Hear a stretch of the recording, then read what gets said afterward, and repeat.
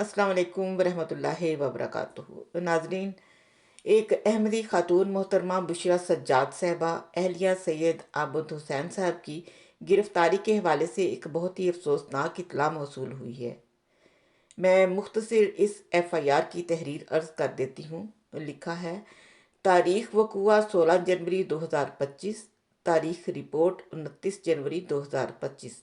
नोखर तहसील नौशहरा वर्का ज़िला गुजरांवाला के एक रिहायशी ने थाना कोट लद्दा में एक अहमदी खातून मोहतरमा बुशरा सज्जाद अहलिया सैयद आबद हुसैन बिनत सैयद सज्जाद अहमद के खिलाफ एफआईआर दर्ज कराते हुए इल्ज़ाम लगाया है कि गांव मोजा नौखर में बुशरा जोजा आबद, जिनका तल्लुक कादियानी मज़हब से है, जो कि एक सरकारी मुलाजमा हैं और बच्चों को पोलियो के कतरे पिलाती हैं, दौरान मुलाजमत वो लोगों को अपने मज़हब कादियानियत की तबलीग करती हैं।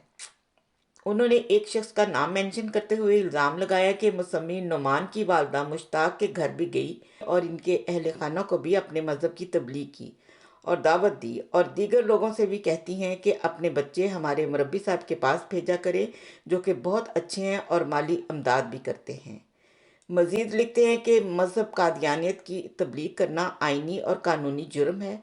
ताज़ीरात पाकिस्तान की दफ़ा 298C के तहत वो खुद को मुसलमान नहीं कह सकते और ना ही अपने मज़हब को इस्लाम कह सकते हैं और ना ही इसकी तबलीग कर सकते हैं। कादियानियों की इन गैर कानूनी सरगर्मियों की वजह से इलाका में अमन व अमान ख़राब होने का अंदेशा है, लिहाजा इनके खिलाफ मुकदमा दर्ज करते हुए कानूनी कार्रवाई की जाए।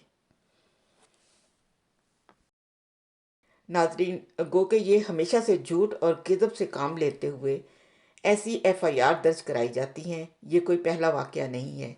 इस कौम का वतीरा बन चुका है कि अपने ज़ाती बुग़्ज़ निकालने के लिए इस किस्म के झूठे इल्ज़ामात लगाए जाते हैं।